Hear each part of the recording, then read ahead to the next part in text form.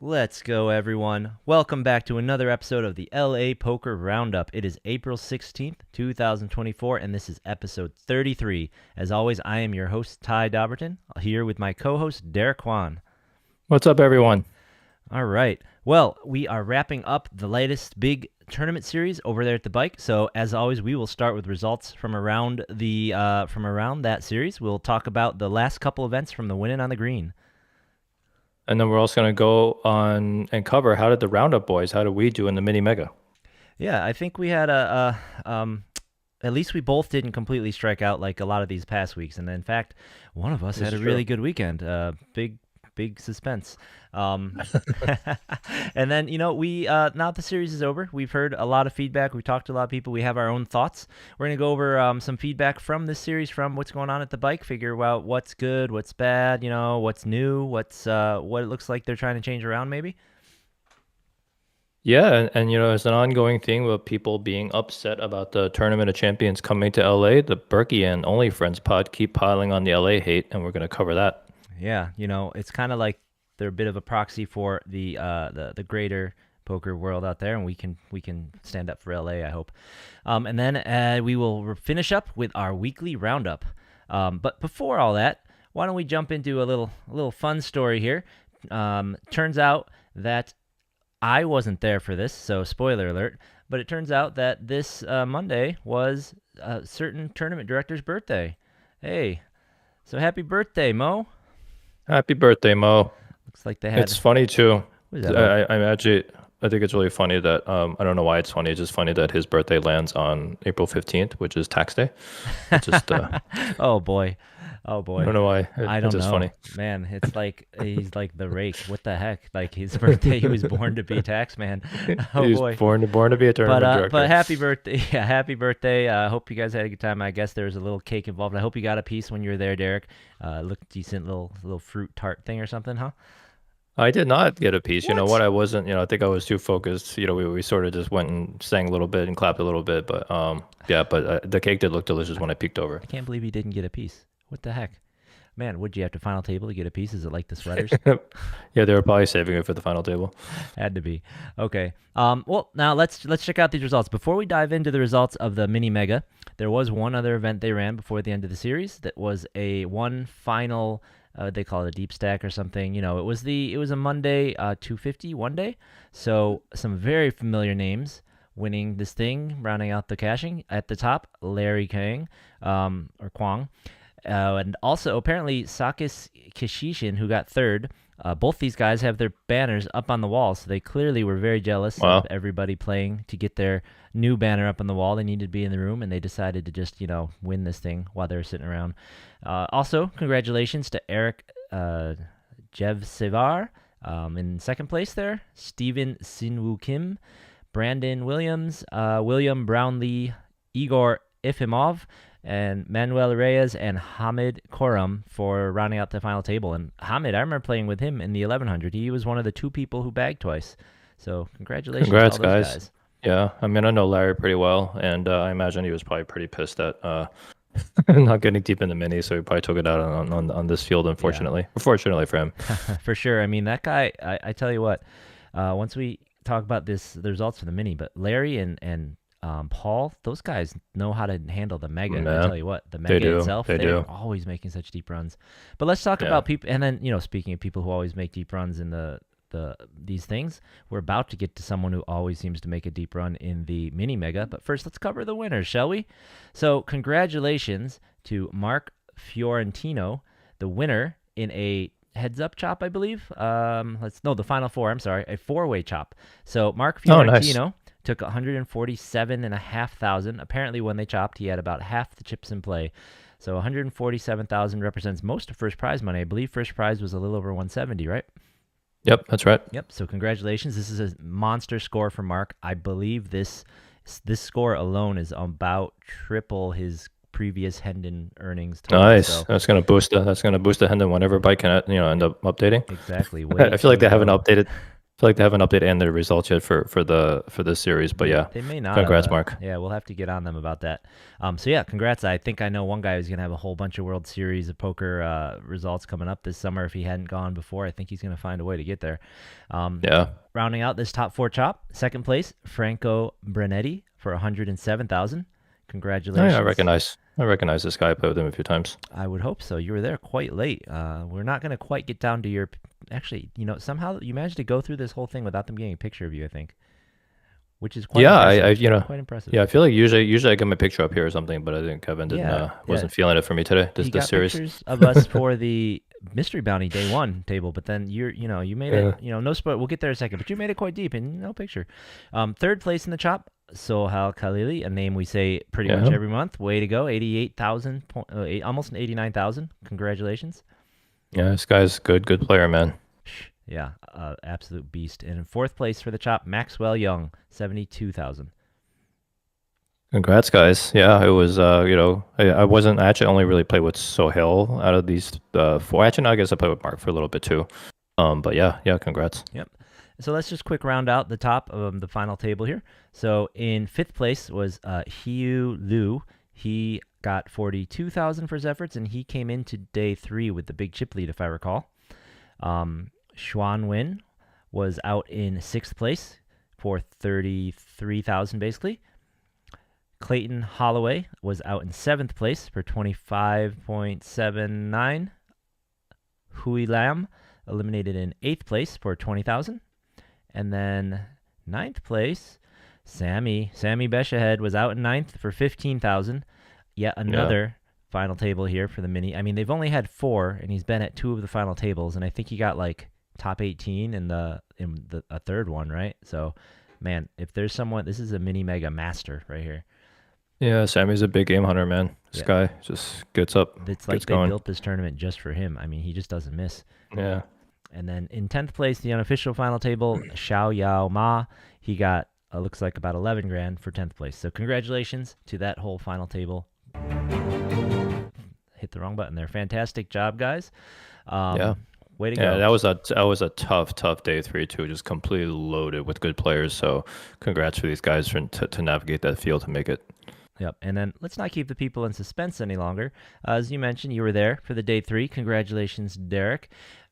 Looks like we'll bring up your poster. You got 18th place. So close to that final table. Yeah, Man. so close. So close. But it looks like your aces got cracked twice on day three. Yeah, I mean, it was a great experience to finally feel like, I definitely got my kind of bad run of like bad beats here and there, but it wasn't as bad as like over the last month and a half. So I think it really says something when it was just like I took a couple of pretty bad beats and it didn't even like really register to me compared to like what was going on for the last month and a half. So it really does feel like hopefully I'm sort of past that that really bad run. Well, even if you're not, you're tougher now, and you won't even notice it if it's not. I like am. that, right? I am. I mean, so the day two was honestly just a Mike Danley show.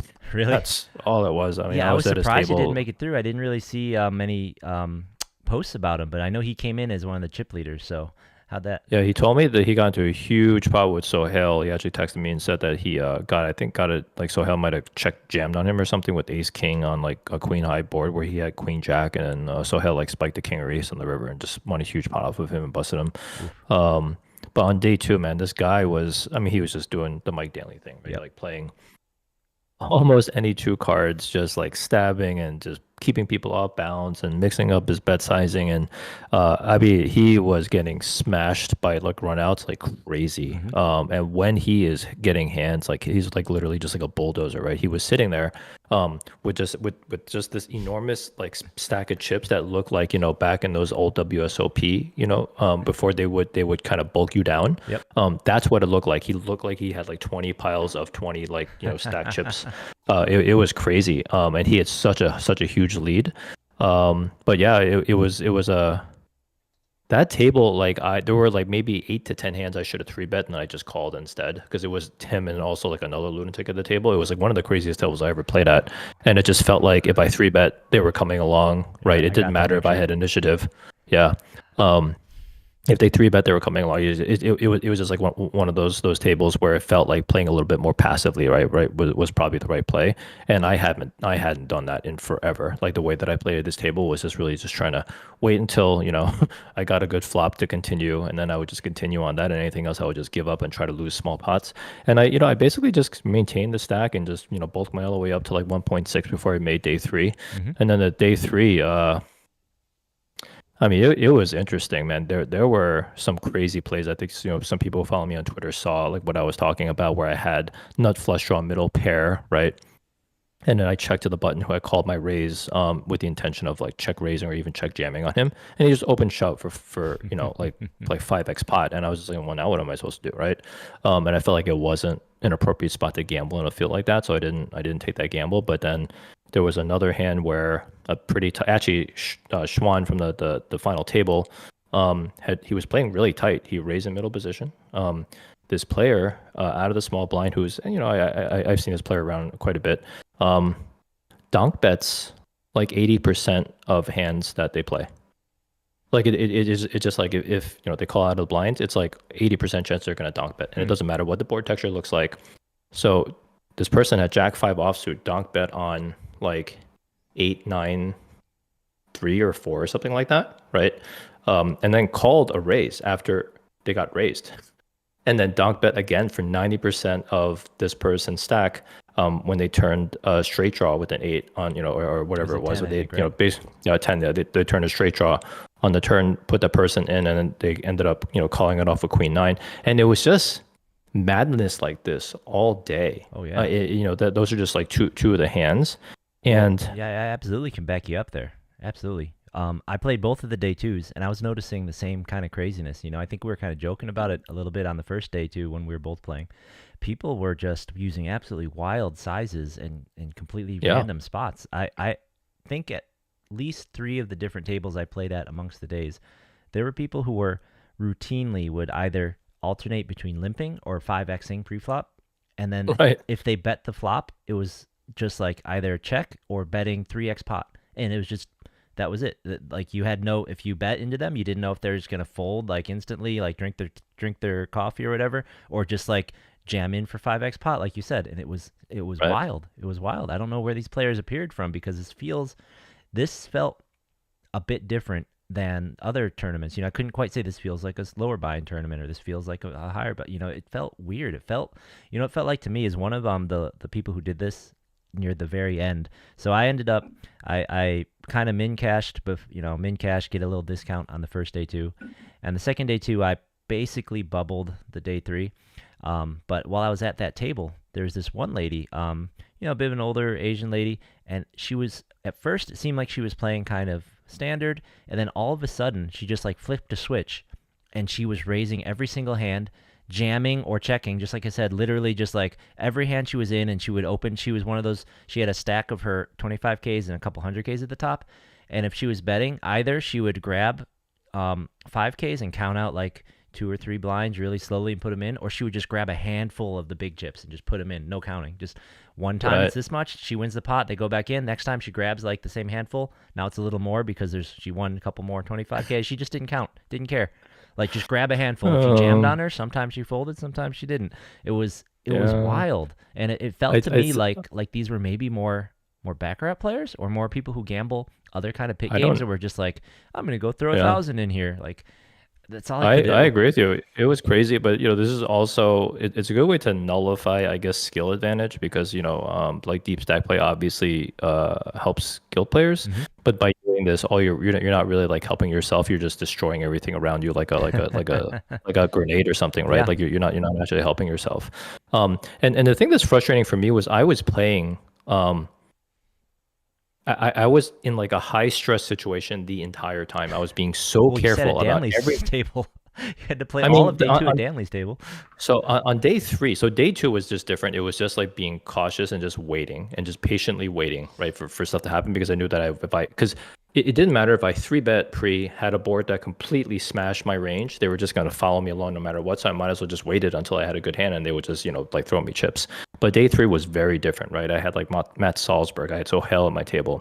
I had to so carefully think about my bet sizing with them to get max value from them on the river. Or maybe something. I actually checked back trips against Sohail because I wasn't really sure what to do in a spot. And it's like these things where I was like pulling every single piece of poker knowledge out of my brain to make the exact right decision on every single play and every single street while people were just Yeah, punting chips sounds around exhausting. recklessly, and I'm sitting there like this like in a stress ball because it was tough, man. Like going down the stretch. I also had like Matt, for your like he raised under the gun.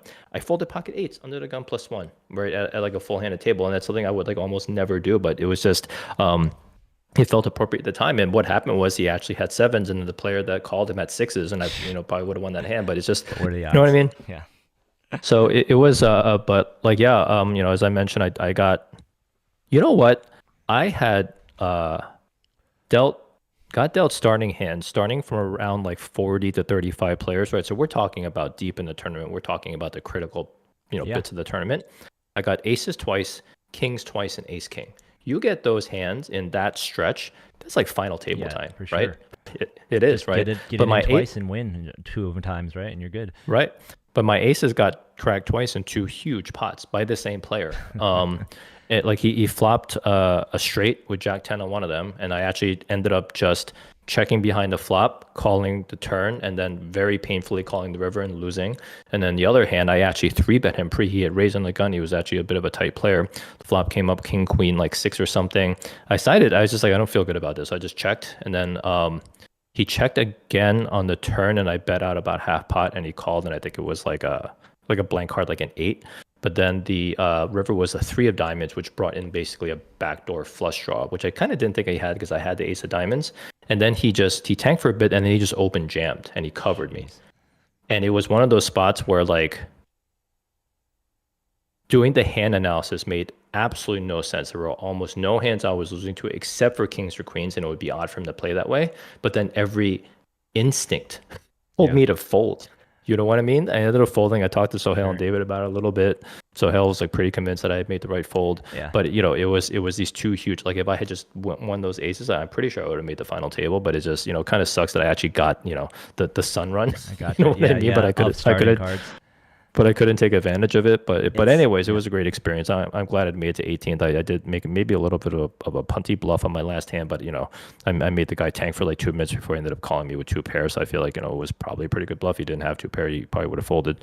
Gotcha. But yeah, it was a good experience. I'm kind of glad I'm sort of hopefully out of my bad run. Yeah, no, that day three sounds exhausting. It's no wonder that you had a little bit of a, let's just like go for it moment near the end there.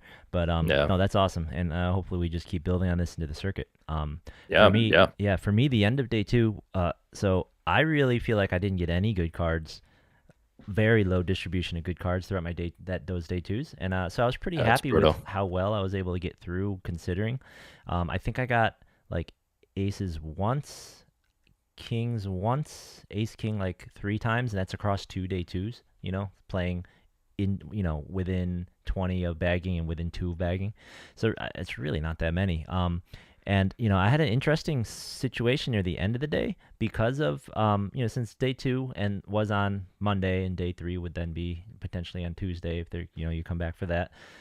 It was a situation where you bag up, you're gonna have to take a day off work for us, right? So at the end of these kinds of days, I definitely have it on my mind that I do not want to bag up like four big blinds and have to take off, come back, Yeah, that yeah. kind of thing. That So that's it's like that worker's mentality that exactly, really affects you, right? yeah, It's like a big it deal to take off a day to come back to crumbs. yeah, and it really does affect the strategy because near the end, I had this hand. We were three away from so that my bust out hand. I think we were three or two away from bagging up. Um, this woman opened up from mildly early position, but she was probably the top two stacks at our table, so really wasn't too much danger of her busting. I called with Jack 10 suited, and the flop is Jack 10 4, with 2 diamonds. I'm like, all right, bingo, let's go. Yep. She C bets a little larger than normal, honestly. She made it a little bigger pre-flop. I think because we're getting near the bubble, she's trying to put bubble pressure on. So it Yep. was maybe like 2.6 or 7 bigs instead of like just 2 plus a little pre, and then on the flop it was a little bigger as well. So I go for the raise, and I have an awkward stack size here. So the pot was she made it. I think she made it 90K pre-flop. So 90 is like 180 plus 100 in already, so 280 in there. She C bet for 125, so she leads out for 125. So Hmm. I have about 700 and like 780 left roughly, which is pretty awkward. So basically, if I were near an actual bubble, like a real bubble, I think jamming's probably no brainer, the right thing to do in my mind. I mean, I've got the best hand. It's super wet. I don't mind winning, so I just get to the bubble and make Yeah, it through. I I, I think that might be okay. ICM wise, you just take it down. It's yeah. fine. So, but here I was thinking, but my standard play is to raise smaller, right? It's still super awkward stack, so I don't mind jamming. But anyways, I raised smaller. I raised basically half my stack, with the idea that like if the 9 of diamonds peels off the turn, we'll It's fold. like 350, 360 or something. Like 330. Um, Yeah, that's fine. so Sounds about right. so I bet she tanks, she counts, she asks how much I have left. She's looking around, she's thinking. I'm like, just please jam. I don't even want to have to think about the next cards. And then she calls. So I'm like, okay, you have a draw. I think she has like ace king, ace queen of diamonds, right? And Quinn, yeah, yeah. Yeah. So then the turn, of course, rolls off a black 9. Snap Oh no. shoves. Yeah, she snap shoves, and I'm just like, God, I know you have Yeah, king queen. You have to have king queen yeah, because I haven't seen you bluff. Why would you bluff into someone that just raised you who doesn't have a lot of right. chips? But don't want to take money. I like so if if the situation was different, I would just fold here. But I don't want to come back with 380K. I don't want to come back with Yeah, what would that have been? With whatever, probably like less sub 20 bigs, like probably 15 bigs. I forgot what the blinds were, but anyways, so I'm like, or I can call, and then if I spike, I'll have 2 million, and if I don't spike, I guess I did make day 3. So I called. Of course, she had king queen offsuit, no diamonds, and I did not spike. But it's so awkward. It's so awkward, these extra considerations when you're playing at the end, right? It's like it's not ICM yeah, pressure. ICM pressure, I would jam because we were already in the money, right? So we were already on these very gradual pay jumps. If I make that next pay jump, make the next day, I make yeah, an extra like, let's see, I cashed 8 something, and the next one was like not low 9. So I make roughly another $100. Not a big deal, right? So yeah, it's such a weird spot. It's like trying to get chips. I would fold if there was not that inconvenience. If the next day was just a regular Sunday, and I can come back short and then play in a decent 1 day tournament. If I bust, whatever, I would just fold. But yeah, that's life. That's what happens. It's just so yeah. weird. It's so weird that the side things that matter, right? And Yeah. I feel like to be next level these poker tournaments, you can identify that in people. Like when you identify with Oh this yeah, woman next to me, just this switch flipped in her head and she just started going nuts. Like yeah, if you can identify that happened before everyone else, and then take advantage of it. These are the kind of things that you can. yeah. Yeah. The only recommendations I can give to working people is,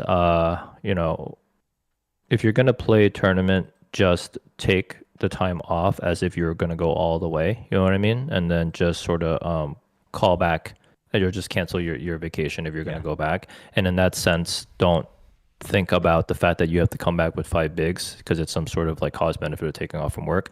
Just note that you've already taken off from work, and you're there to play poker. And if you were a poker professional who didn't have to go to work the next day, you would completely, probably fold in that spot and come back with 5 bigs and try to spin it up and grind it out. And if you bust, you bust. You just kind of go. But there are many, many times, you hear so many chip in a chair stories, and multiple of the final tables that I've made in the last, like whatever it is, like 2 years. Many of them I was down to like sub 10 bigs, right? And I was able to spin it up. So, but like obviously everyone has their own different like barometer for things. But my recommendation is to try to like mentally make sure that you're off, right? If you're going to play a tournament, you're just off. Yeah, yeah. No, for sure that's definitely more optimal. When it's a local Yeah. tournament like this, I definitely take it a little more into thought, I guess. Yeah. Yeah, Um, I think for you, like the way that you were thinking about it is fine. Everyone has no barometer. Even if you took off, you're just being like, you know what, I got so much shit going on at work. I don't want to come back tomorrow and sit in traffic and then just bust in 2 minutes. So forget it. I'm gonna go yeah. for it, right? And Also, we get also to fine. save that vacation day for the World Series for real, right? That kind of thing. But Right, it's just right, annoying. right. It's just It annoying that, is. as we've been saying, that why don't they just schedule things? Because day twos are the real day ones for these quantums. Why don't they just schedule it so that the days that really matter are Sunday, right? Right. All right. Yeah. So yeah, so nice run, Derek. Yeah, good buddy. This series I finished a decent amount in the hole, but Commerce was a great series. I hope this got you pretty good for this series, and then we can start our competition. We got to start talking. We've only got a couple weeks of this Oh Garden yeah. series before we have to figure out our ring bet going on. Our So bet. Yeah, yeah, yeah, we need to start getting some ideas out there. I think we have to put a tweet out this week and get people talk about it. We got to figure out what we're gonna do. yeah. Um, so while we were doing this, though, an interesting tweet. One of our listeners here, Catchment 22. I'm guessing that's a Catch 22 reference. Solid book. He brought up to us that the payouts looked quite a bit different than the last All right. mini Yeah. mega, right? That's right. So Yeah. I kind of noticed this as well because during day two, I was talking to someone who doesn't play as many of these, and we were speculating what first prize would be, and I said, oh well, if the prize pool's like 120, 130, then the first prize would probably be 200 grand. And they're like, no Yeah. way, it can't be. The payouts, blah blah. And as we've pointed out before, for like the mini megas and other quantums, they typically scale the top end like every single dollar is still in the prize pool. We've seen them Yeah. do quantums where Yeah. first prize is almost 25%. It was like Yeah. 24 point It something was percent. way too top heavy. I mean, nice marketing tactic, but it was like way too top Yeah. heavy the way they were doing it. So Yeah. so when they announced 175.5, I was shocked.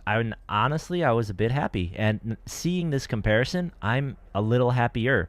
Now, quantum payouts are weird, and they're already kind of awkward, and I mean, I don't even know what to say. They're a Complicated. little bad. They're just They seem yeah. bad, right? If you look at the numbers, they're just so complicated. Why are they doing it this way? But at least if you look at these numbers, these are the numbers from number 4, and you'll notice first prize 175, 170. And the nice thing about comparing these two is that they're very similar. After you take away the day one payouts and the double bags, the total prize pool for the mini mega 3 was 953,700, and the total prize pool after taking all that out for the mini 4, this one was 965,900. So they were within a very very close number. Like they were within like $10,000 of each other prize pool wise, Mm. and player wise they're Yeah. quite close. So this is pretty, like, as you see, this one paid out 117 people, and they both, no wait, 119 the day, yeah, 119 was the day 3 payouts, and the day 3 payouts for the other one went to 117. So there were only 2 additional day 3 payouts for the mini mega 4. So they're very similar. So if you take a look at these comparisons, though, like 117 in the old event got paid 835, whereas 117th in this event got paid 990, which is nice. And Nice. that is one bump up, but it's just two spots higher than the other one. And more importantly, though, if we look at the top, right? So we already pointed out that the top prize of 175.5 for the Mega 4 seemed low based on our expectations of bike payouts, whereas the Yep. top prize for Mini Mega 3 was 190,000. And remember, the total prize pool for that was a little smaller.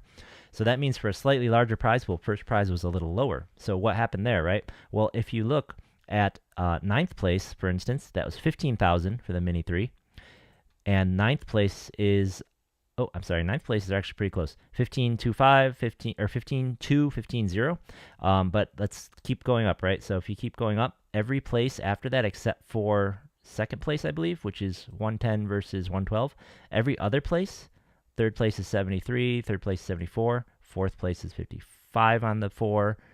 It's 54. Every other place is just a touch higher, right? And if you go down Yep. the payouts, they're just a touch higher going down, which is nice. It's not extreme. It's not a lot, but it is a touch higher. And I personally like seeing that flatter payout, right? We've Yeah. mentioned this before. It's just more I hate fair. it when it's like 24%, 23% for first place for these monster tournaments. Yeah, it's more fair this way, and I think we've made these discussions or arguments before about basically how flattening out the payout structures probably doesn't help the field as much as people think it does because the money is so nominal. And obviously, like the big first place prize is attractive to people and kind of makes them come out. But yeah, I can generally agree that it's probably a little bit healthier to have things this way. And it's also interesting too because you would what did the Mega Millions 3 have two day twos? Yes, it did. Yep. Okay, okay. Yeah, and So for that's that okay. they split, and the day two buy-in was split almost the same, honestly. So Mhm, their day two buy-ins direct for that was 160 for day yeah. 2A and 297 for day 2B, which was very close to what we So had. that They had that's nice slightly that there's more.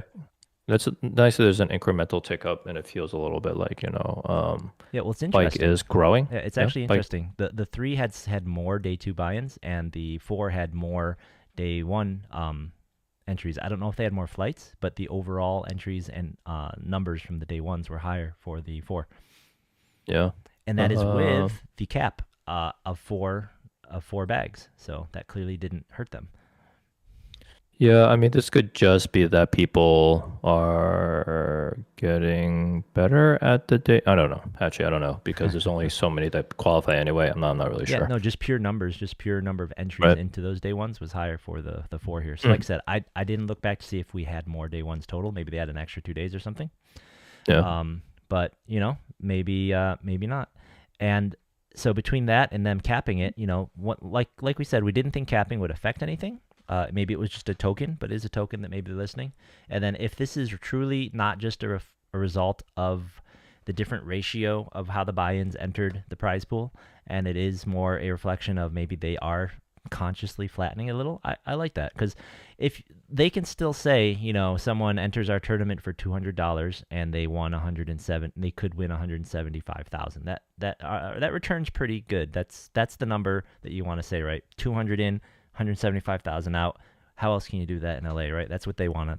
That's their tagline, right? So I Yeah. think that's still way more than adequate for that. Right. Um, Right. so yeah, so that's it's good. I think that's a good change. I hope it's a real change. That's one of the things that we noticed that was a little different.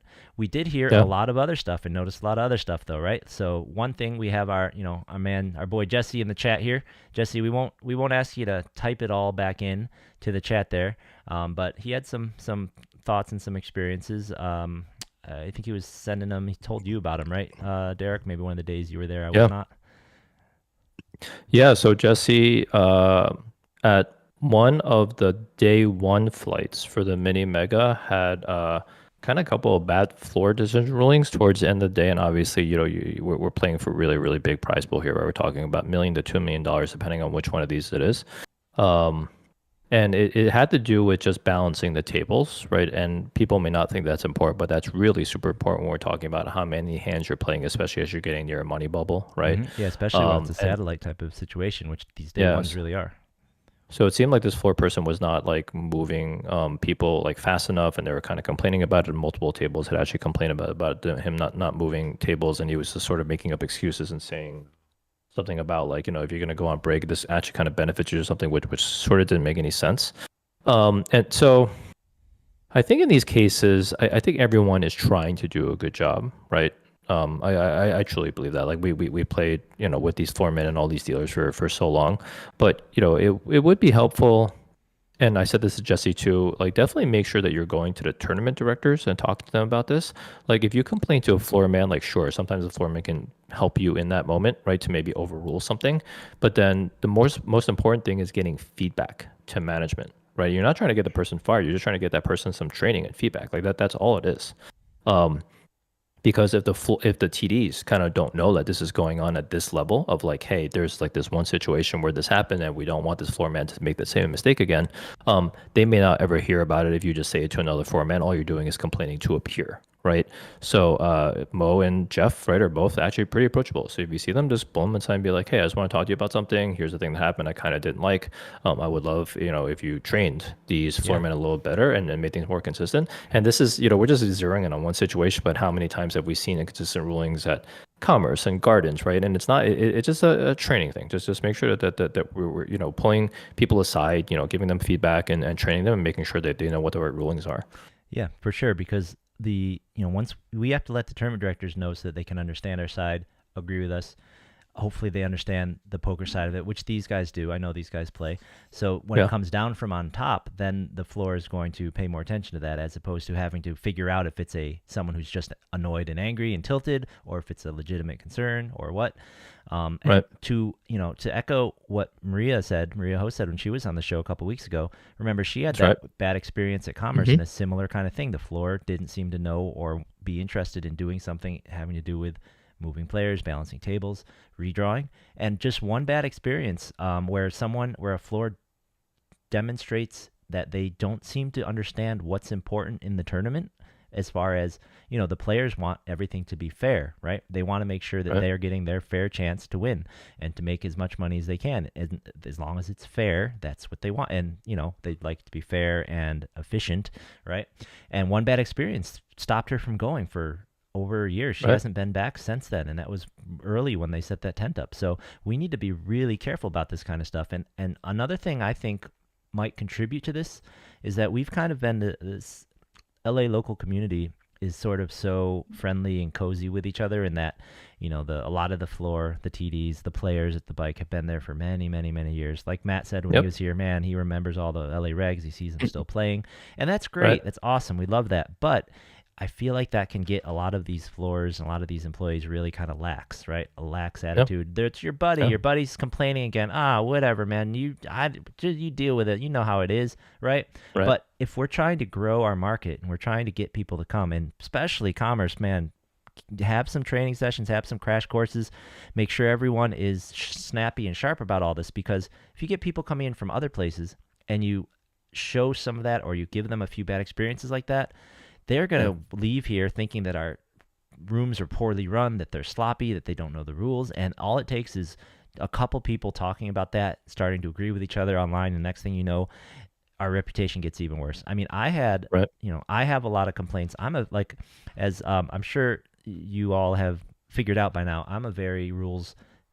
I love rules. I love procedure to be right. If you've ever played at a table with me, I'm another dealer. I want everything to be correct. I want you to do it right. I don't want anybody to have an advantage. I just want it to be fair, and I want it to be quick, right? And if I call, I don't call clock often, but as an example, if I were to call clock on someone and in one of these tournaments and the room's not even completely full, it's like, say there's only like 150 people around, right? And there's two floors working. If I call clock and it takes more than a minute for the floor to come over and ask what's up and then start doing the clock, I'm going to be pissed, because calling clock's kind of time sensitive, right? It is. Yeah.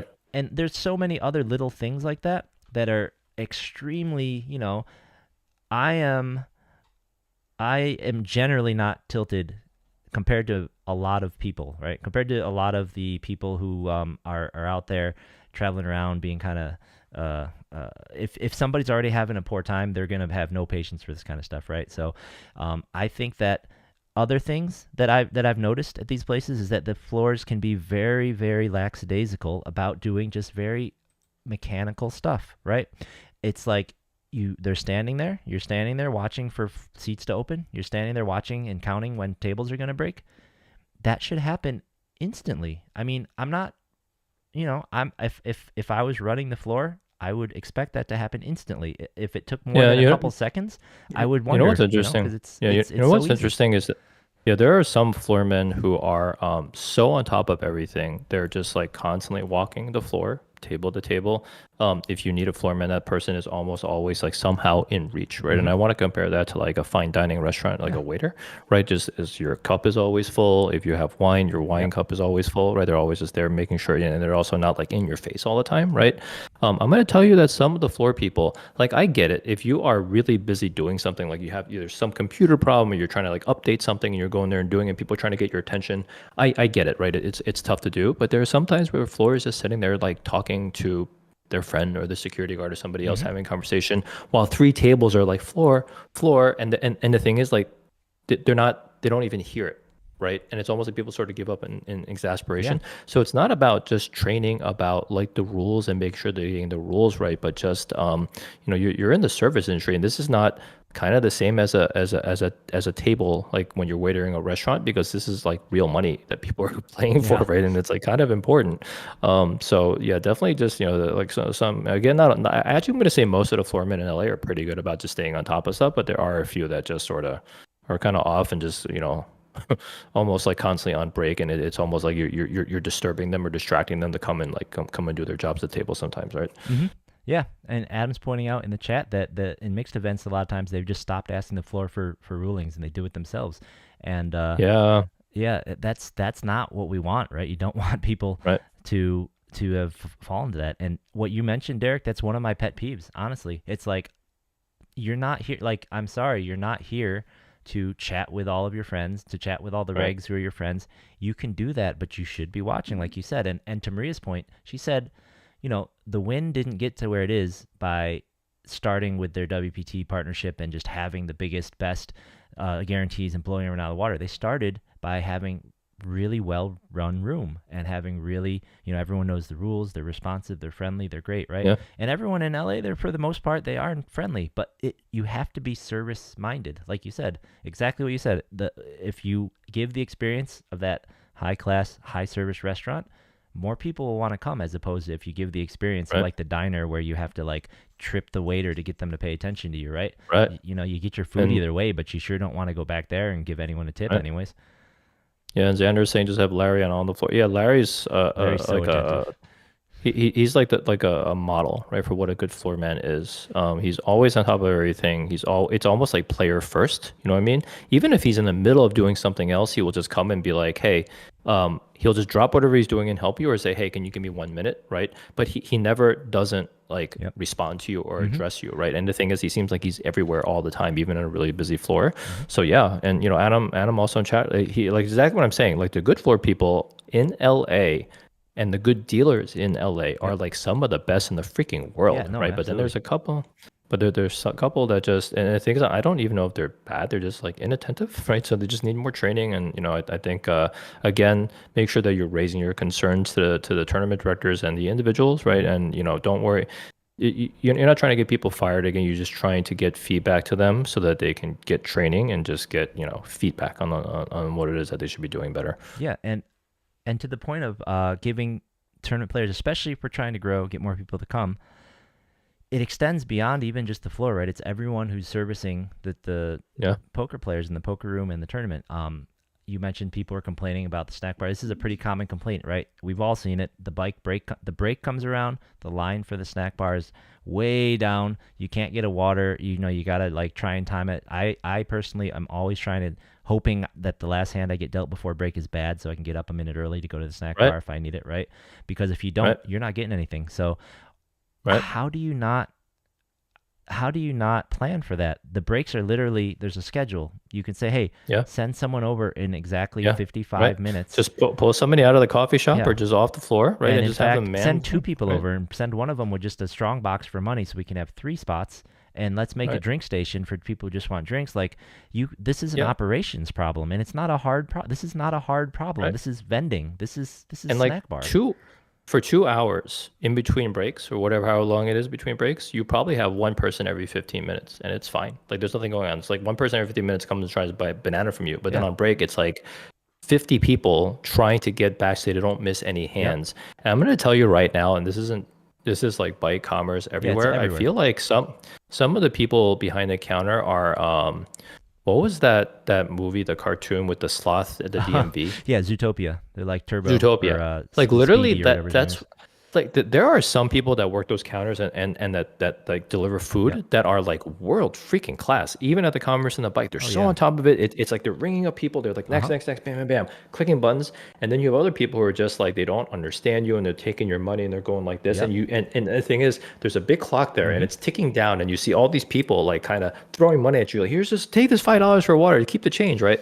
It's a really, really bad experience, and yeah, it just seems so basic to do. Just don't put the slow people at the tournament area Yeah. because that you don't have a clock for Pai Gow, right? I had Like yeah. you don't. I had that exact experience, and it was even worse. So this is when my last note for the bike for commerce for anyone who needs to run these like pop up stands, right? Yeah. On the second day too, I ran over during the level, right? Because I couldn't get there during the break, it was too long. I had to go to the bathroom, and you have to choose between going to the bathroom and going to the snack bar because you don't have time for both because of these situations. So I ran over there. I waited. I kept my eye on it. I make sure there was no line. When there's no line, and I folded, I ran over there. I'm like, great, I'm gonna quick get it. I got my money. Let's go. And I go over, and the woman's like, on a walkie-talkie or something, leaning up against the wall, and I'm like, kind of, hey, I can't get pizza. Can I get pizza? Hey, I'm kind of, me, I'm kind of hyper, moving around, Yeah. and she's like, she didn't even wave at me. She's just still talking, just like, I'm like, do you guys not like you just said, do you not understand what's happening in this room right now? Right. There's a Yeah, bunch of there's no awareness. I Like, paid $1,400 to try and play a game, and by you not moving, I'm getting a very bad experience, and I'm potentially losing some number of, some percentage of right. dollars, right? Like, did no one tell you that we're here and we are literally It's so chained to the strange. to the It's room? like you work at a card room and you're working in a tournament area, and I feel like they actually kind of don't understand how tournaments work or They something. It's don't. I almost like they're sitting there 100%. looking at you like, Yeah, why are you in such a rush? I You know what I 100% mean? guarantee you they do not know what we're doing or why it's important. Guarantee That it. And it's I'm sure they're really unbelievable, nice people, but just a little training. right? Hey, these guys, there's two situations. They've busted, so they're not playing. So you'll be able to tell very easily they're going to be telling you a bad beat story, Yeah, or they're in the tournament and they're in a mega rush. Those are the only yeah. two situations, and you need to deal with And them. You need to make sure you handle the guys that are rushing, because if they have to wait too long, they're going to get pissed, and then they're going to take it out on the floor, and then they're going to tweet yeah. about, they talk about it on the In shows. every service industry, it's customer first, right? If a customer is trying to get your attention, pay attention to the customer, Yeah, right? Drop your phone call or whatever it is that you're doing, or stop talking to your friend. The players need you at a table to make a ruling, to stop talking to the security guard and come in and make the ruling. yeah. Just be like, hey, security guard, I'll be right back. This will take one Right, moment, right? right. Yeah. Okay, but like I said, it does seem like potentially they're making tweaks to the tournaments themselves. Now, I guess wait, one last thing people did notice is somebody thought that they had skipped a level in one of these. Oh yeah. So Mark Fiorentino, who won the tournament, had Hmm. come up to me when we had colored up the 5Ks, and I don't even remember what levels that we had skipped, but it was yeah, we went from 5100 to 100 150. Oh, Is so that this is when right? you're down to like 30 people or something. No, no, no. This is way earlier than that. So Oh, so basically, not I thousand, think not no, 100,000. no. It was 2550, and I think that they colored up the 5Ks at that point instead of basically giving us some more levels before 50, 100, and Mm, it like basically ended up just like doubling. Uh, like basically in one level, I went from like 20 bigs to 15 bigs. Like basically that's what happened. okay. And a lot of people were complaining about those missed levels kind of in the middle there. And I think Gotcha. as what like you and I have talked before, um, the big money is on day 3. Hmm. So this is where you should have all the levels, right? And then it's if you're gonna take some out, just take it out on like day Earlier, 2, yeah, right? So that yeah, like basically or even day if day one. 2 runs into some of the higher levels or day 1, yeah. I mean day 1's kind of already moved like fast Yeah, enough, yeah, but yeah. you have to find space somewhere. And I think one of the floor men was saying that it's like there is definitely like a cost associated, with all the staff people and Yep. having them to Oh, go for play. sure. But you know what? You're talking about your flagship events, right? Your mini Yeah. and your megas. Like that's not the time to be skipping Yeah, levels. and if you keep the levels on the later days, you have so many fewer players. So, how did the Right. play feel on day three? It felt okay, even with, I mean, you know what? It felt okay for me just because I think I just had like 30 or 40 bigs through most of it until I got those aces cracked and got a little bit short. But mostly it felt fine for me. But I think maybe for some of the shorter stacks, that I mean that really sucks if you're a 20 and all of a sudden you drop to 15 just Yeah, in one level on a day 3. That's pretty fast. sure. Um, one thing another thing I was kind of talking with, I don't remember who it was, maybe even Sammy or someone, but I think an interesting thing that these quantums demonstrate is kind of those old school. It's kind of an example of those old school structures that Savage talked about, where you can have a tournament where you start 100 big blinds or less. We start with Yeah, 66 big blinds, and it right. feels pretty good for most of the tournament through, right? It's Feels fine. Yeah. pretty solid for like good play all the way through, and for the most part the whole way through roughly. And it's a good little it's a good or example for people. Like, you don't need to start with 300 bigs. You can start with Yeah. 66 or 70, and you get to play I all the way to the end, and it feels great. I mean, yeah, I wish it's so odd. It's kind of like I feel like that the management of floor like the tournament directors see the same problems that we see. It's just that the answers and the solutions they come up with seem a little bit off, and it just feels a little bit like, hey, maybe just talk to the players a little bit more. Like you and I have talked about this before. Like even in technology, like we don't build products without talking to players. But think about every other like let's go back to other service industries like hotels, right? They're constantly badgering you for feedback, right? Like hmm they'll hand you a thing when you go check in and they'll email you afterwards, be like, how was your stay? They would probably ask you 10 questions if they thought that you would answer, but the only reason why they're just like give you like two multiple choices because they think that's all yeah, you're going to answer. Otherwise, they would try to be like, hey, how was the TV? How was the bed? How yep, were the amenities, right? Did you like your coffee, right? And it's because it's so important for them to gather this feedback so they can understand what to do, but it really doesn't. It just kind of feels like the card rooms right now like see a problem and go kind of go about fixing it themselves without really talking to the yeah. players. Or they assume they Um, know what the players want, right? right. And maybe a good example of that is like they knew, it felt like people were complaining about the quantums maybe favoring some of the pros. I'm not really sure if that's the complaint, right? I don't think that's really the major complaint, but I feel like maybe they took that as a major complaint. So they started capping the day one buy-ins where we're like, okay, that's better than nothing, but that feels like such a small part of the overall problem of like scheduling and, everything Yeah. else. And like Yep. yeah, Yep. And so few people were even going to hit that anyway. So, right, all right. right. So yeah. Overall though, good series overall for the bike. I would have liked to see a couple fewer quantums, and we would have liked to seen more day two-ish things on Sunday. But overall, pretty good. Derek, congrats on the last Yeah, minute thank you, push thank you. there. We each had a decent little finish. I got that reasonable score there, or that reasonable finish in the 1K. So we showed up. Before we move on, or rather, it's almost related. We have a quick little announcement we noticed on Twitter about from Commerce, talking about new benefits they're trying to roll out Yeah. now for high limit poker players. So hopefully this is more evidence and more signs of them trying to make the poker experience better over there. Looks like they have secured parking, exclusive food options, and a private gaming area I coming bet they get soon. the lobster. I bet they get the lobster I spaghetti was that gonna you had. say, I bet that food is the stuff. I wouldn't be surprised if it's that menu from Yeah. the Live at Commerce, because why not? Let's use it Um, again. And the you know private what? gaming area, Even what do you think that is? I wonder if it's that area behind. If they're gonna like take that area. One time I think they ran a tournament back there because everything else was closed. Like, where the cash game rooms are now, way over by the that Asian cafe. There's another room if you keep walking back behind that area, I guess. Like, it's there's an Asian quasi cafe outside. Yeah, it used to be it at used the to be the Commerce. Dragon. Yeah, it used to be a noodle bar. It was pretty. Or wait, hold on, wait.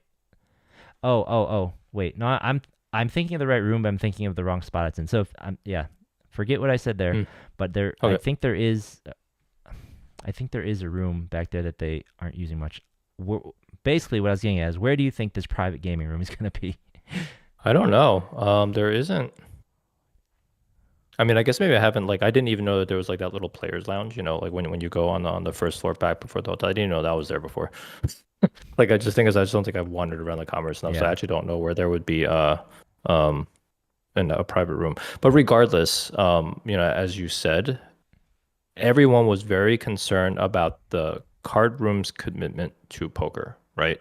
And I think that the we're still unsure about the bike, right? Because the bike does seem to be really, really favoring those like table games. Baccarat. Yeah, But but the commerce right now, 100%. Like bringing the WSOP here was not cheap. Partnering them was probably not cheap, right? And going all in and trying to like support the series, and now doing as the crazy amount of giveaways for this Commerce Poker Pro promo, and then also now this.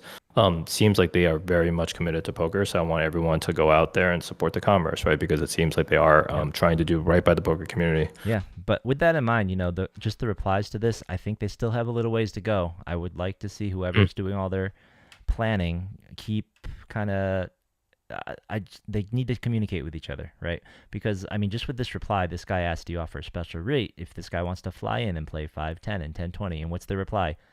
If you play World Series poker circuit events. I mean, guys, you're making an announcement about high stakes cash games. A high stakes cash player is asking if he can get a good rate, and you're telling him to play a tournament. That just seems bad. I mean, that just doesn't seem good. And honestly, Commerce and the casinos around here, they need to do what they can to try and get a player reward system that will give people comped rooms. If they want people to travel here, they need to make it so that it's not so expensive to stay here. You have a Commerce card, give them, comp these guys rooms. If you get a guy who's going to play 10, 20 plus for 8 days, 8 hours a day, like give the guy a room. I don't know. Yeah, I think the training goes beyond just, floor staff and people working the snack bar, but also, social media people. Make sure that they're aware of all the promos because, if you're promoting one thing and then kind of almost making an incongruent response in the comments. Yeah, I know that's what I'm concerned about. Yeah. All right. So, we talked about that a long time. Let's hop on to our next topic. I listened to Berkey and Only Friends yesterday, and they were going off about the tournament champions, which is fair. They more or less were kind of shouting all of the tweets that the poker community had against it coming to LA, right? But there were some things that Berkey said, and I mentioned this the last time I talked about LA poker, that were just kind of really wrong, and I need to reply. But let's just first let me play a clip of them kind of kicking off their segment. And if you're calling 22, you're calling 28. Because that is for sure how this statement reads to me. Yeah. So the question was, there's been some pushback from players about moving the TOC to Commerce and the expenses involved in LA before traveling to Vegas. What message do you have to send those players? Jack Effel, fuck them. Yeah, so I mean that's kind of the sentiment out there, right? And we kind of had some fun with it before. Now, just to be fair, I'm gonna the what I feel like are the valid quote unquote complaints, and these are real, honest to goodness complaints, and there's nothing, I can see these are problems. Are of course that California tax. That's true. It sucks. You win here, they withhold 7%. Brutal. So LA is an expensive city. I mean, that's true, but I would argue it's a good city in other ways, especially if you're trying to make an event of coming here.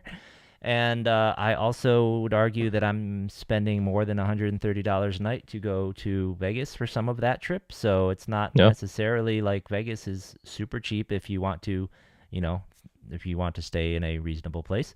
Right.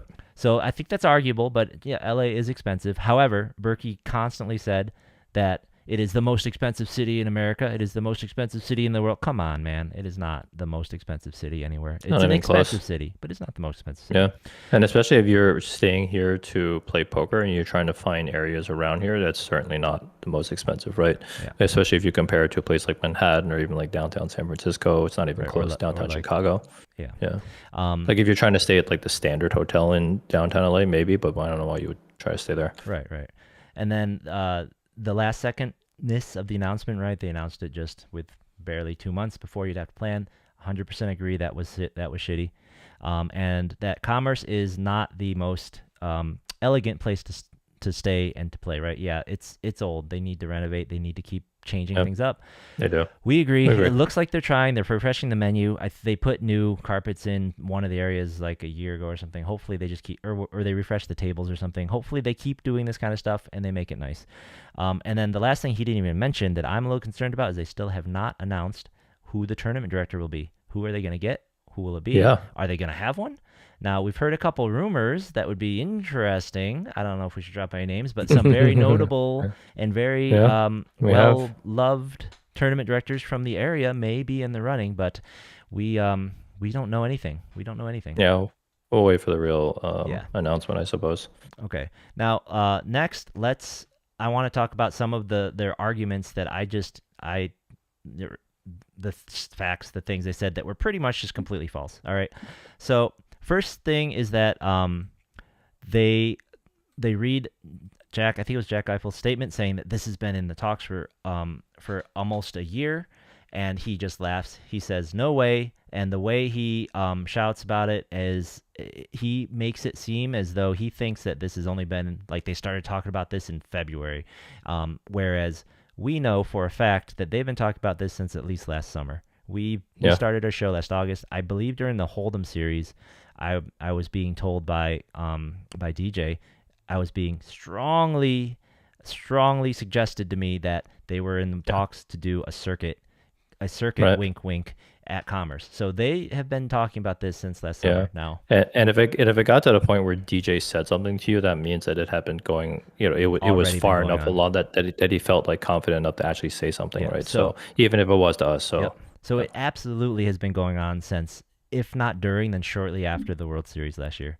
Now, Yep. his other complaint that the left hand's not talking to the right hand, because what the hell was up with them putting out that announcement or that the promo material saying we'll see you in Vegas next summer for the Tournament of Champions? That was a complete fumble by that. That was totally awful, and they should not have done that, right? But they have absolutely been talking about this for a long time. They just did a terrible job of closing the deal and getting it announced. There's a lot of things that still aren't announced, I think, for the series, like the online schedule. So this is not alone, but that is not true. Now, he also said that he's been speculating it's probably because of GG's relationship with Live at Commerce or Live Bally Live or whatnot, and that very well could be the case. I could agree with that. However, he says he thinks they're streaming 18 events. I don't think they are. That would be every single ring event. I think he's getting. there's I think total Berkey's. events. Yeah, I think Berkey's getting the number of rings mixed up with streams because I just don't see them streaming the $200 nightly turbo. I think they're streaming like 3 or 4. I think that's what I heard. I think they're streaming maybe. I think we'll be lucky if they stream 4 because they're not going to be streaming the 4 p.m. 2 p.m. $200 250 whatever turbo while the other events are going on. So that's just crazy. You read the whole press release, read the circuit schedule before you just shout stuff. Okay. Right. Now, and the other thing is he thinks he's been saying, it makes sense. They have this Live Valley thing. The reason they should do it at the bike, but they won't because they don't have a streaming setup. All right. You're completely wrong because we've been told is they're going to set up entirely new stages. They're going to set up entirely new streaming tables, probably a whole new production, everything for that. Yep. So it doesn't sound like they're going to leverage almost any of that here. They're not going to leverage the crew, that's for sure. They're going to bring their own crew, their own pretty much their whole production team. So that has very little, like the existing infrastructure has very little to do with it. So that's also not true. Now, the relationship and the reasoning behind the GG business, I could totally get behind and see some of that being real. Another thing he said, of course, was like they all have a laugh. No one wants to play in LA. I mean, just got to say, Rampage looks like he's going to move here.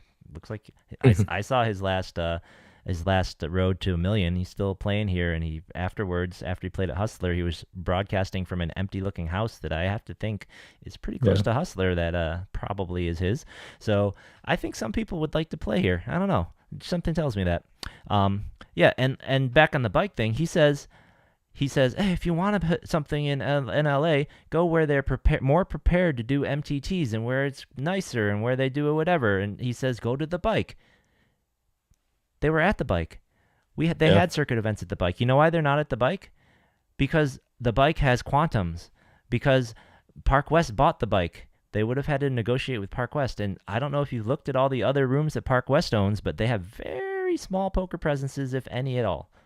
Right. So that is not why. Yeah. That is not why the bike is not better prepared. They had them before, and also the bike's ballroom is the exact same size as the Commerce's ballroom. I think number of tables, pretty much exactly the same. So honestly, they're better prepared. I mean, honestly, though, I think that the takeaway from the card rooms, though, is and something that we have been stressing before. Is there actually is no reason that poker should be popular anywhere else but in LA. Like, we are such a travel destination as a city, right? As a state, as in California, right? To begin with. And we have such a huge population with such a tremendous amount of expendable income. This is like almost a perfect poker market. And we've had card rooms in here for decades, right? And we're close enough for San Diego, another huge market. Right. Yeah. And the thing is, like, the only friends and everybody else shouldn't be able to talk shit about us, but they actually can right now. And half of what they say, if not most of what they say, can be kind of true that we are right now. Like, people, it's not like the best to play poker in LA. It's like much better to do it in other places, right? So I think this is why I'm excited that Commerce does seem to be turning it around. Obviously, they can't fix everything and just like remodel the whole freaking casino or something like that. But it seems like, all the things that they're doing right now is a good start. It looks like they are, focusing on players, bringing back the WSOP. And good stuff like that. And bike is always a pleasant place to play. Hopefully, they don't just keep pushing the poker players out into the outskirts of all their remodel and just squeeze us out completely eventually. But hopefully, like the Commerce leads with a really good series for the WSOP and shows the bike that that poker tournaments are alive and well in LA. Yeah, for sure. I mean, I really hope that doesn't happen. When I first moved to LA, whatever, 7, 8 years ago, the bike was my favorite place to play for a while, for sure. So Yeah. I'd really like to see it continue to be a really good place to play. Yeah, I mean, hopefully they could just see, like, when the tournaments are running, like a lot of people come out, right? These mini megas, like, what did they clear in total prize pool? Was it 1.7, right? No, for the mini mega, the total prize pool was was roughly 1.3. 2, 1.2, Yeah, okay, yeah, 1.3, yeah, 1.2 yeah, something, yeah. 1.27, I think. So, we're But the still mega blowing $1 million was, for. but they didn't, they hit all of their guarantees, which were pretty lofty. The extra big guarantee for the mega. So, Yeah. um, definitely got the people to come out and play. There were a lot of people playing that mini that had never played tournaments before, or this was their first Mhm. tournament, or this was their first, they the sole time they've come to LA for it. So Right. it's good. It's good. It just keeps showing. You keep shooting high, and we're gonna hit. We're gonna Yeah, hit. like if you just keep shooting a little bit higher, the guarantees keep growing and growing and growing. People keep coming out. All of a sudden we'll be back in a poker boom, right? And people will be coming to us as a destination. Yeah, and that is the hope. That is, we are capable. We are absolutely capable. So let's just keep. Yeah. Just don't regress, right? Right. Uh, all right. So the other big thing that this week is right is the anniversary of Black Friday. Yeah. Were you playing back then, Derek? Were you playing online? I I was. So the reason why I'm actually like pretty good at heads up is because I was a heads up reg, a sit and go reg on full tilt poker. I Really? used to play like the $100, $200 buy-in Did you sit and happen to goes. battle with Garrett back then? I might have. I had like no idea who he was. You know what I mean? But it was funny because full tilt. It was so like there was like maybe a dozen regs that were really good, and I was one of them. And we used to just sit in the lobbies and we wouldn't play each other, right? And it would just be like 12 tables sitting there waiting for somebody to come and just play us. It was like really bad. But yeah, so I was playing on full tilt and stars back in the day. I wasn't very good at like MTTs, but I was really good at heads up set and Wow. goes. Oh, and Derek, we have the Vegas Nerve in our chat. This may be first time he's tuned in. I think I pointed out his blog to you before. He is a killer editor, and he's got, I think, two vlogs up so far. So thanks for popping in here, Mr. Gallagher. He's asking if you stacked him aces over something. I can't tell, nines maybe. Um, he's trying to remember. It was a long weekend. That was a very long weekend. I might have. I don't remember. Um, Uh, yeah, but thanks for jumping in ace. the chat. We'll see if he remembers. Um, It sounds like something I would do. I actually have played Doug before. He also was in the two plus two forms all the time. Um, but yeah, like I try to make it practice not to play too many of the regs too often. Yeah, right. I mean, we were trying to win money back in the day, right? And there were plenty back then, plenty of people to play. Yeah. I Vegas, didn't. the Go ahead. aces versus nines hand. Like if you can just type a little bit more details in the chat, it might like trigger my memory because I do remember It was a day two. It winning had to be a day two, right? yeah, a pretty big pot with like a set. I think it was you. I lost my sight briefly after. Well, he would have been Uh, vlogging too. So do you remember him sitting there with his phone up like you? I don't remember. You guys can do a partner vlog if he did. Yeah, we were filming each other. Yeah.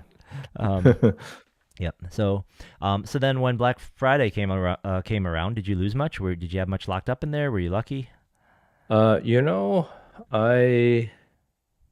think I never had that much of a balance in there to begin with. Like I would win some, I would take it off. I would win some, I would take it off, and I always just kept somewhere around like maybe 3 or 4K on there, because I would basically be playing like 100, $200 buy and sit and goes, and I was winning most of the time. So I was Gotcha. able to mostly just kind of like cycle that. So luckily I didn't have like a ton in there.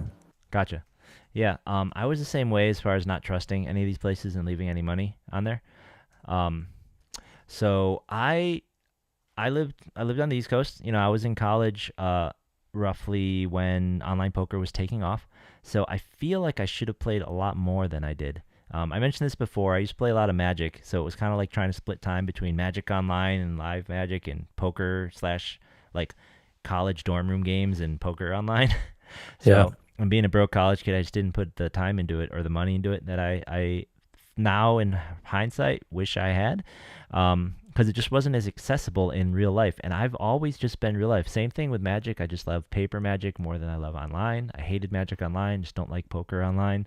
I But it's such an opportunity missed because speaking of Magic, I used to play Magic at I used to play in the qualifier tournaments, the bigger regional tournaments in the same stores as like Justin Bonomo and Bryn Kenny kind of guys. I used to play in all those same spots, and they were like high school kids when I was playing. I was down there in college, and it's funny seeing them running around and they disappeared. And it's like this is what they left to do. They went to go play poker all the time, around the clock, Right. right? Right. So I was the same boat. I didn't have a lot of money on there. I was playing a little bit, just like just purely recreationally, like maybe twice a month kind of thing. So when it all shut down, I don't know if I had money in there, maybe $80. I didn't care. So it just Yeah. shut down. I said, "Oh, that It's very sucks." lucky.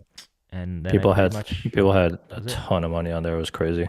Yeah. I mean, I kind of wish I had a ton of money on there, but at least I didn't have to deal with the hassle. So, Yeah. some locals though, right? Everybody's been sharing their stories on Twitter about this, and Yeah. you So it was brought it up. 4/15, for April 15, 2011 was the dark day where everybody woke up the next day and saw that very, very scary message, right? From Yeah. the The yeah. Department of something.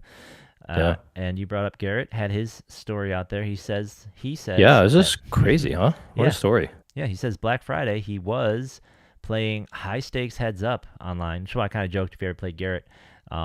And then when this happened, he had to decide between moving to another country or quitting, which is what a lot of poker pros faced at that time, or quit Yeah. apparently, because apparently he always is considering quitting. Never does, always comes back. So and he decided to play live poker in LA, which is what cemented him here. And I'm guessing Right. that's when the live at the bike runs really started, and it's been history since then.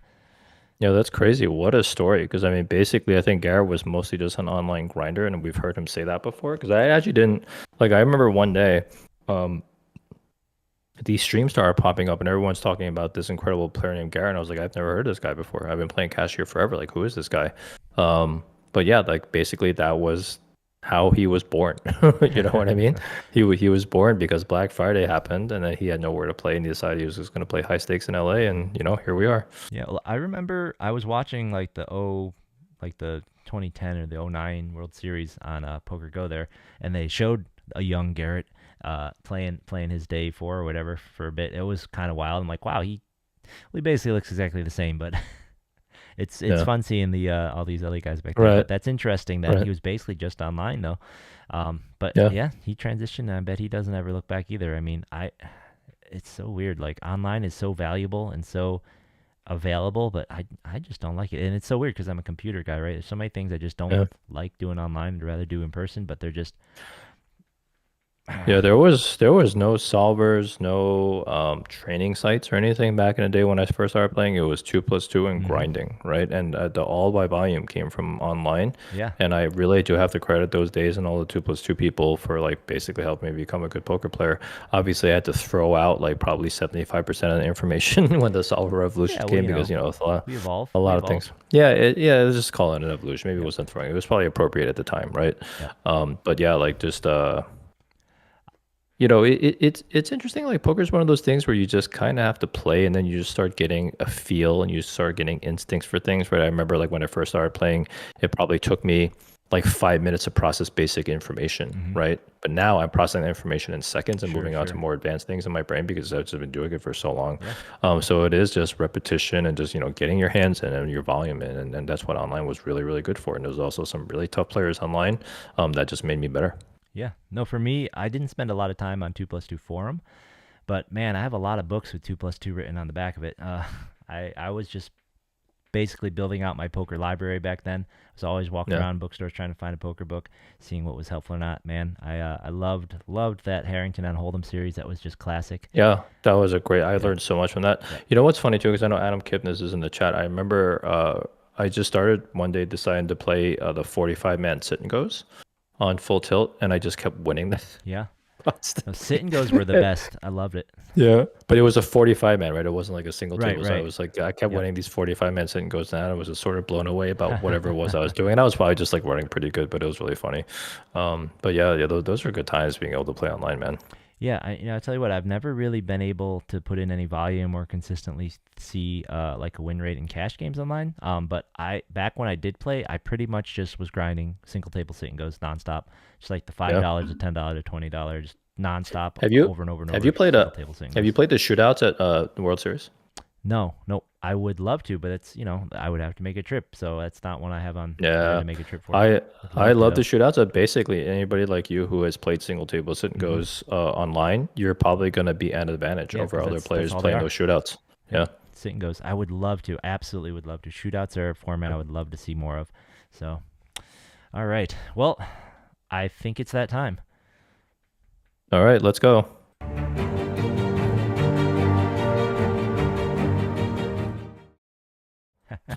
Well, I hope so, because if you didn't love it, I have to get you to make another one. All right. It is time for the weekly roundup. So this week, in fact, tomorrow starts the SoCal special, spring special at the Gardens. Wow. So we all get to go back to the Gardens. All right. I love it. It's been a while. It's going to be a great series. Yeah, it's a very short series, but it starts tomorrow. The only complaint, I mean, other than, some inexperienced dealers and stuff, is just, can we just eat at the tables? Like, what's going on? Yeah, that would be nice. Could we please? Just a little bit? Yeah. I feel you. Shove foot in our mouth on the side and try to run back to the tables. Or, like I said, I hate dinner breaks. But if that is your rule at the Gardens, maybe just give us 1/2 an hour break at the appropriate time. That's it. But yeah, so here's their schedule. Coming up this week, tomorrow starts a $360 buy-in, $50K guarantee bounty, $50 bounty event. And then they will be running those lovely milestone mystery bounty mega satellites for the 1100 will be running all the way from now through Friday. So I want to play one of those just for the fun of it. Get in there Thursday 5 p.m. Get in there. $150 milestone mystery bounty mega satellite. And just a reminder for everybody how those work. I love them. The one that I got my ticket on literally had to play down heads up, and the winner got the seat. You start with X chips, so say 1 in 10 person will get a seat. You start with say 20,000 chips. When you acquire 200,000 chips, you raise your hand. You say I hit the milestone. They count your stack. You get a seat. You leave. After there's a certain percentage of the field left, it turns into a mystery bounty. Everyone is a bounty. Whenever you knock anybody out, you get to pull one of the mystery bounties, and you pull from a cage a barrel that starts with 50% seats and 50%, I believe they call them zoinks or something. So 50% seat, 50% nothing. You knock someone out, you take one. If you get the seat, you get the seat. If you don't, you just play on. And if you get the milestone during that period, you also get to go. And it's amazing because at no point can you just sit there and fold your way into a seat. You have to play. Have to hit the milestone, have to knock someone out, have to do something. And yeah, like I said, sounds like so much fun. Yeah. Yep. And I won the one for this winter package. They did in a package where you got a 500 seat, a 300 seat, and a 1K seat. And I won that one. And I got within the person who I beat at heads up for the final seat. He got within probably 15K of the seat, and I got within probably 7K of the seat at one point in the tournament, but we didn't make it. So we had to keep going. And we ended up playing heads up, and that's how we ended up with the last seat, and I got that thing. So, man, I love it. Some people who love those satellites, the old format, it's different, so they may not like it as much, but this is just so much more fun, guys. Playing poker is more fun than folding. Yeah. It just is. All right. And I think calling it a zoink sounds like something Kevin would do, so it's pretty funny. Yeah. So on Thursday, they have a Monster Stack Turbo, a 30K guaranteed 250 buy-in. Nice. And then, once again, more satellites. And then on Friday, the main event starts. And they're going to have 2 main events because since the World Series circuit starts a little later than whatever series typically happens, the California State Championship, I believe. They had a couple extra weeks, so they extended. But this main event, this Friday, I can't believe we just had the mini mega last week, and now we have another 1K this week. This is Yeah, so so awesome. I'm awesome. so Yeah. stoked. $1,100 buy-in, which let me remind you again, best rake in town. 100 rake, 1,000 for the prize pool. That's amazing. $200,000 guarantee. They're going to blow it away. This can be well over 300K for Yeah, sure. And for sure. Friday day one, Saturday day one, Sunday day two. Perfect schedule. So Can everybody simple. just do it exactly like this? Like, why are you doing anything different than So this? simple. And they will be running on Sunday also a progressive bounty event, a live progressive bounty event. So that sounds like fun. Oh, Doesn't that sound like a fun? P a PKO. But That's so much. The PKOs are my favorite bounties. however, it says 50 to 100, so I guess they can only progress to 100. But, it's still a thing. Oh, Still, wait, progress to 100? I don't know. We'll have to check the structure. It says progressive bounty 50 to 100. Um, Let me click on the structure sheet and find out. Yeah, because usually how the PKOs work is by the time the final table comes, Yeah, you're they're really probably big, right? talking. Yeah, they're talking about massive. Like that's actually the funnest thing about the Venom PKOs is like when I was busting people out. Like sometimes somebody would be sitting there with like a 30K bounty on their head because they've knocked so many people out, so everyone's Oh, going okay. after So them. this isn't a traditional. This is not traditional one. So everyone's worth $50 before the money, and then once you're in the money, everyone's worth $100. So that's not. It's Oh, not like actually progressive. well, I guess it's progressive in a Yeah, technical sense, but it's not like it's the not. fun progressive. Yeah. Yeah, it's So still fun. Still fun. Go so out it's and play still it. a twist. So that's how that works. Yeah. I do know some. Was it the Aria or the Poker Go or someone? They do run real live progressive bounties. Just this is not it. This is The just two PKOs are tiered. just they're Yep. just if you go deep into PKO, it is a lot of fun, man. Yeah, I haven't played one, so I would love to play one of them live because I know they do them. Yep. So that's going on this weekend, and then next week they will be doing their encore. So next week, starting the following weekend. Oh well, I guess there aren't any events during the week, so we will cover this in the show next week. But they are doing an encore. There will be 2 more weeks of events. Next weekend we'll have some really awesome 1 days, and then the week after that they will be doing another $1,100 200K guarantee. So look forward to that, guys. Yeah, I'm gonna give a little kudos to the graphic designer over there, the Gardens, man. Keep hitting the wrong button there. I just love your intro so much I keep playing it. Uh, so other tournaments going on this weekend. I need to know what this is because the Hollywood Park doesn't put their structures on the website. This weekend at Hollywood Park, they have an interesting event here. They're calling PLO Double Board / High Low, and it's a 250 plus 200. Looks like an add-on, 20K guarantee. So what the heck is this, and why does it sound so much fun? PLO Double Board High Low. What does that even mean? Huh.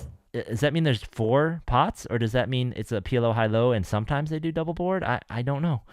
I would just have absolutely no idea what was going on in any given hand in the tournament like Yeah, that. so I don't know. Like I said, Guys, it Bill, sounds explain like it to me. chaos. It sounds crazy. Yeah. Like, did I win? Did I It split? What happened? sounds like fun. Let's go. But hopefully, we'll actually, I guess technically could bag Friday and then have Saturday free, but we'll find out. So that's what's going on down at Hollywood Park. You can go down to those. Other than that, their tournaments look kind of standard for them. And then the Lucky Lady is running its regular tournaments as per usual, and by then Commerce has its regular dailies. Although if you're at Commerce, I recommend if it's getting we're almost halfway through the month now. Grind those hours if you're on your way. I am halfway there. I think I'm gonna hit that number. So, I'll see you there. Anybody who's grinding those tables. But then we've got the dailies over at, oh no, the Gardens is running their series. So yep, you've got your dailies at Commerce and you've got your dailies at Lucky Lady. I'm curious, do you think, I don't think they will, but do you think the bike will ever have dailies again? I heard way many years ago they used to have dailies. They used to have dailies. They had like I played a couple, and that was kind of how I first started out playing poker tournaments, and I had absolutely no idea what I was doing. Um, I don't know, man, because like where are you gonna run the dailies? Because there's no more floor space. I guess you would have to run them in the ballroom, and I feel like the ballroom is only for the big series, Or and they'd then have to in the run them back. at a really off hour in the cash game room, when there's not many people Yeah. in there. I don't know. Yeah. I would love for them to run daily because that would just, signal commitment to poker. It doesn't really feel like what's happening. But I'm glad that, at least it looks like right now, I believe Mo just announced like, hey, look forward to The Legends. whatever the next, Yep. the Legends, Legends in for the next July. series. So that's coming. So that's Yep. great. I also have David Chavez in the chat saying Venetians go from 100 to 500. So it looks like there are some other program. Maybe that's what live progressive bounties are. They just increase it for like later on in the tournament No, versus no. like the pure. I saw Negreanu's it was a vlog or a post or something, and he was showing Yeah. how they did progressive bounty at some event. Oh man, like yeah, like if they had one of those live, I would play it Yep. wherever it is. I think I would go play it because they're really a lot of fun. Yep. It involved a So lot of bounty chips and flipping them over and having colors and stuff, but yeah, like they were doing it. yeah, and I think Adam is saying that PLO, maybe that tournament, it just switches games. Maybe that makes a little bit more sense. It's not all of it at once. But does it switch between like? Is it just like double board on the dealer change, or does it literally you do like a round of one and around the other? Well, No, we'll see. yeah, Maybe we'll see. Let us know if you go over there. It does sound like fun. yeah, All right. Well, I think that's all we got for you this week, guys. yeah. This is a good one, and yeah. Again, we obviously I think we'll see a bunch of the Gardens. Great series. Kevin runs a great ship down there, but then right after that is going to be the big one at the Commerce. So save up your money, get out there. There's going to be Saddies running. Go grind those cash games if you're going to be kind of playing cash games anyway. Play a little bit lower, see if you can get up to those 100 hours and just get a shot at that crazy like package, right? Yeah. That they're giving away to be a Commerce Pro. Be cool to wear like a Commerce Pro patch or whatever gear they're going to give you. But then you're just going to get so many buy-ins to these big tournaments. It's going to be awesome. But that's going to be such a great series. So looking forward to it. Yeah, absolutely. Or don't grind the hours because I don't need the competition. So whichever you want to do. Man, Ty was just telling me he's gonna skip the second Gardens main to go grind this Commerce Pro thing. So man, he's Look, committed. You don't put in 100 hours the cash game and then not go and play the event. Right. So, I Right. wish if you're watching and you can still do it, I wish that free roll was on Saturday instead. Do it on that day Yeah. one instead of the day two. Allows us to, Yeah. actually I wonder how many people, well, I mean, what was DJ saying was too low of a number? Like 400 people was going to be too low of a number? Yeah, all the guesses were like around sub 5, and he said these are all way too low. And Jesse thinks it's Wow. 800, right? So That might actually pull a bunch of people out of the Gardens main, but yeah, we'll see. We'll see how that goes. yeah, I don't know. And it's at noon, so I don't. Yeah, and the Gardens usually starts a little early because I was considering like, well, if I built a big stack, could I just let it wind You're off? crazy. You just like go back and forth. Well, it would be a min cash at something we least, I could. Yeah. All right, guys. Thanks for joining us tonight. Have a good night, and we will definitely see you over at the Gardens, and we will definitely see you at the tables.